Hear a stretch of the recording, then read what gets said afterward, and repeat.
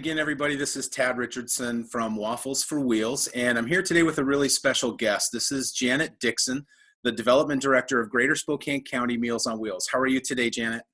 I'm great. Thanks for having me on. Love it. Thank you.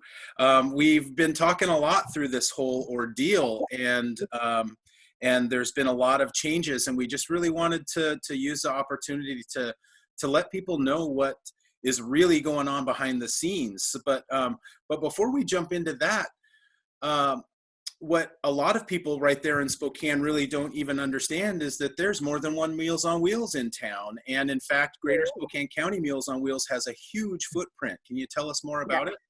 Greater Spokane County Meals on Wheels serves all the way up to the Stevens border, all the way down to Spangle, to the Idaho border, over to Fish Trap. Every single day we serve that. Wow. So it's a big thing, and we're still helping neighbors. So I'm standing outside our kitchen right now. So we every morning, I say we, but I don't get up at 3 o'clock in the morning. The kitchen staff gets up at 3 o'clock in the morning. They come in and they make about 1,000 meals every day. Let me go back a little bit and talk to you about how we started this whole thing with Meals on Wheels.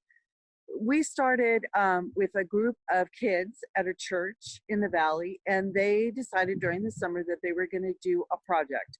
And what they thought, we were going to make sandwiches for their elderly neighbors. When the summer was done, the parents saw the impact and how much these people needed these sandwiches. So they continued it. And 4 years later, they actually got a nonprofit ID and moved forward as Meals on Wheels. When did those sandwiches get made? What year was that? 1975 is when they started making those sandwiches. And then 1979 is when we became officially incorporated as Meals on Wheels. 40 years, 40 years and counting. We were really happy to invite Greater Spokane County Meals on Wheels to participate in the Waffles for Wheels campaign this year, and to be helping both of the Meals on Wheels organizations in Spokane County. And one of the things that was really exciting for us was going to be a marquee event of the Waffles for Wheels campaign, which is scheduled to be next week. I know. But on the 20th, Monday the 20th, we were going to kick off our campaign by serving 1,000 waffle meals. And you were going to serve chicken and waffles meals at 12 congregate sites around Spokane County that you operate every day. Can you tell us about those congregate sites and how things have changed since then? So our congregate sites are called Silver Cafes, and what this is we serve two very different sets of seniors. The first one is mobile seniors. So these are people who can drive still, they can get out still, and our Silver Cafes are places where they can go and meet their friends, have a really good home-cooked meal that is not overly expensive. Maybe we're going to bring a speaker in, maybe they're going to play bingo, whatever it is. So these are just lunchtime social gatherings, which, by the way, I didn't know this before I worked here. Social interaction to someone's health is as important as a nutritious meal. So if we just address the nutrition and not the social part, we would really be missing out. So we're very conscious of the social interaction, whether it's our driver going to a homebound delivery or at one of the Silver Cafes. What happened was at the beginning of March, when the COVID virus was just sort of creeping into all of our consciousness, we made a decision that because we're serving the most vulnerable population, we better start thinking about it. So we started closing down the sites. We had 2 weeks. By the time that 2 weeks was done, the world was on its ear. And we were then flooded with the mobile seniors at the sites signing up for homebound meals. And then in a 10-day period, we signed up another 142 people into our sites, which was what we do, but wow. It was like deep breath. Right. So we did it, it's done. And now we're just moving forward, serving almost 1,000 people a day just with these home delivered meals. So you signed up 140 new home delivery clients in Mhm. 10 days, participants in 10 days. Yeah, How yeah. many participants in a month do you normally sign up on average? I'm gonna say like 12 to maybe 20. They each get an assessment, which is like a 15-minute discussion. So we need to know, do you have a microwave? Do you have an oven? Can you heat up a frozen meal? What are your limitations? How, like, so if the home delivery driver goes and knocks on your door, are you hard of hearing? Should they knock loud? Should they, we talk to each one of them and we tailor make their whole experience with us to them. We're still contacting people every day, which is another thing the staff is doing, which is Herculean, is that we're contacting people and talking to them. It's not just the nutrition, it's the wellness check. There's a daily wellness check that we're doing, talking to you. Are you disoriented? Do you remember what's going on? Is something happened in your home? Do I see kind of something that maybe is a little dangerous? All of that is included. And we train our volunteers to see certain things, to look at certain things. When this all started, we started no contact. And I got to tell you, I think that was the hardest part for the volunteers. The daily hug, the slap on the back, the handshake, all gone. Wow. And it really is bothering our volunteers not to be able to do that. So we then had to stand 6 to 12 feet back. And it sounds like I think it was even you said it was like ding dong ditch. I actually never heard of that because I was a wonderful child. But that's not it. We do ring the bell, you set it down, and then you step back a couple feet to say, are you okay? Let's talk for a minute. And then they go. Once again, it has changed. The health department came in a couple weeks ago and we talked to them about when the peak of the virus is. They believe that last week, this week, or the peak of the virus, what do we need to do to change? So I want to show you this before I forget.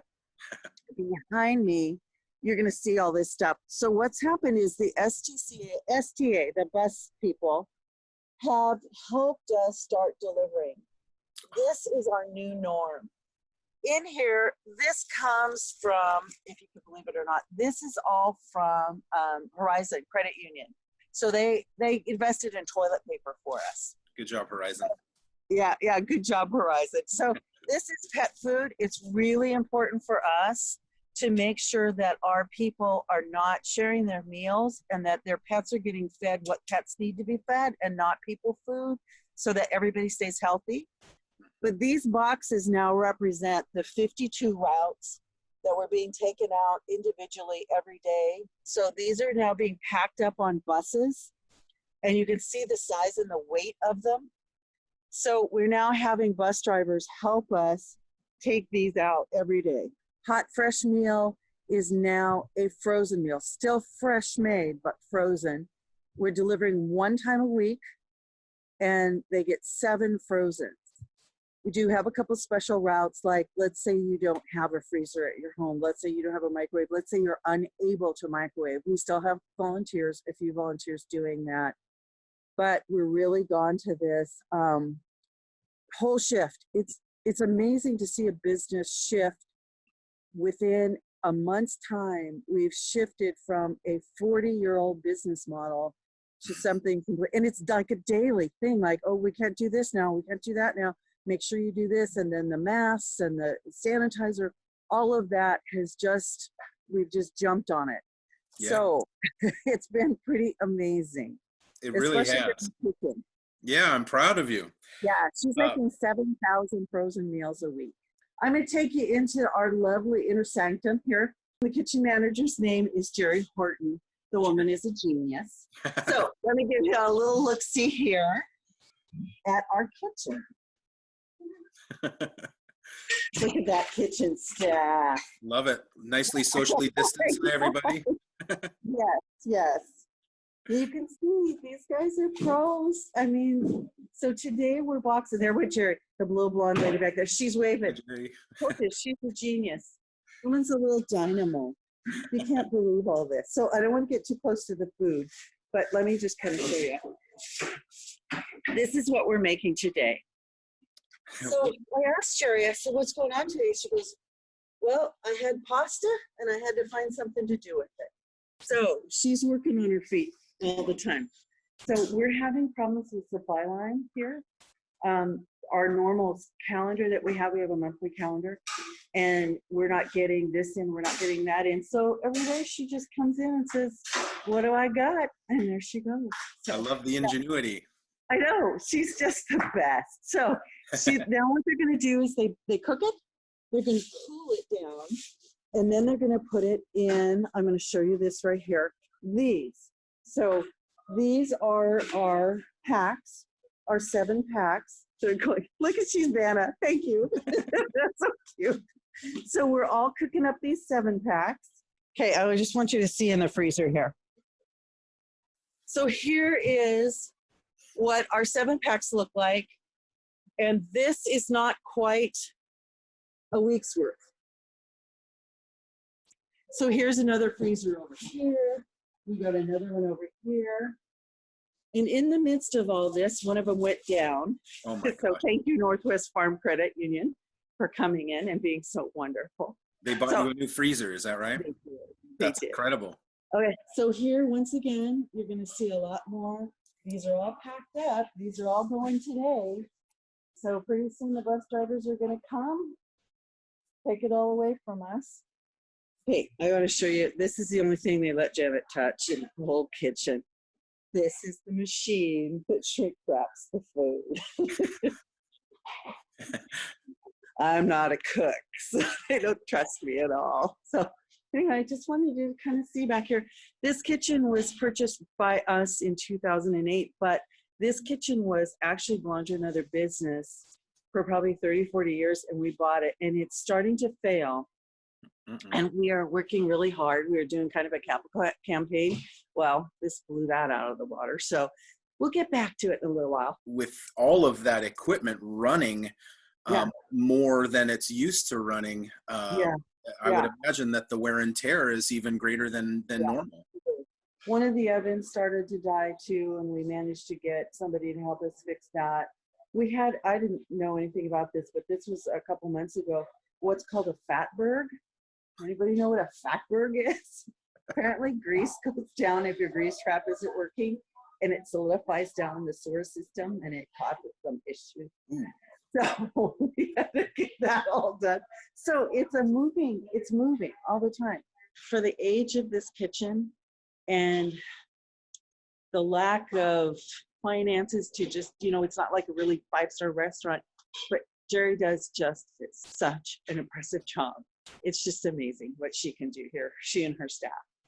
It sounds to me like Jerry and your kitchen staff is the inspiration for your challenge that you issued a week ago to participate in the Chef Show and Tell campaign that we launched. Yes. So what we did was we have a pantry at Meals on Wheels, and there's always stuff in that pantry. And so as Jerry's talking to us about, I'm not getting this today, I didn't get that today, and so I just had to wing it.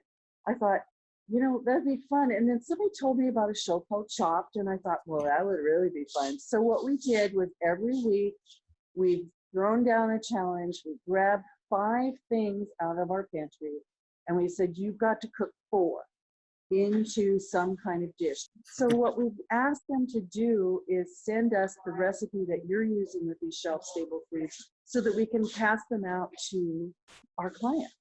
So that's another thing we're doing. And then you got to hashtag it Chef Show and Tell, Right. so that we can see it and we can put them out there. And I was told that last week's was too simple.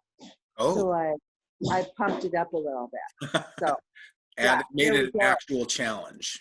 I made it an actual challenge. Okay, well, we'll have to check it out. So we're gonna go to Greater Spokane County Meals on Wheels on Facebook and check out you call it the Shelf Chef Challenge. Shelf Challenge. There's shelf-stable foods. Love it. So that's why we call it. And we don't want you out shopping, so we are allowing a couple substitutions, because we don't want you to go to the grocery store. So so we're going to give you a couple substitutions that are allowed, especially if you're vegan, because we're really trying to get vegans to take this challenge and give us those vegan recipes, because they are really hard to find. Okay. With shelf-stable food. All right, Janet. Well, thank you for everything that you're doing. I think this is a wonderful opportunity as well to draw attention to the fact that that the outpouring from the community for you has been substantial. I know that in that 10-day period where you brought on 140 new participants, you also brought on 80 new volunteers that had to be trained. We did. There's so much good, and you can focus on all of us being home and stuck there. But one of the things that the whole crisis has brought out is the really strong sense of community that we have, and people really wanting to help. Like I mentioned, Horizon has brought us that toilet paper, and they brought it to us at the time when you couldn't find it. So we're just so grateful for everybody who's helped us, and everybody who's pitched in, called, said, what do you need? What can I give you? So we're just so happy that people have come forward. It's just been wonderful. And our participants, we're keeping them fed 40 years. We've never missed a meal, and we're keeping up that tradition. So we're just every day, new challenge and a new way, and we find a new helper somewhere. So it's been great. Brilliant. Well, thank you very much, Janet. Really appreciate your time, and we really appreciate everything that you're doing. We appreciate the community support from volunteers, from sponsors like Horizon Credit Union and Northwest Farm Credit Services. It couldn't be done without all of it, right? No, it couldn't. It really couldn't. Yeah. We could not do this without our volunteers, without STA coming on board. We couldn't have done this by ourselves. But to change your business model that drastically in that short of time, I don't know how you would have done it. So Great. yeah, we're so grateful. We'll say good job to all of you, and we'll say good job, Spokane. Yep. Remember, hashtag Chef Show and Tell. Get those recipes online. Right on. All right, Janet. Thank you. Have a wonderful day. Bye, And everybody. keep doing what you do. Thanks. Bye-bye.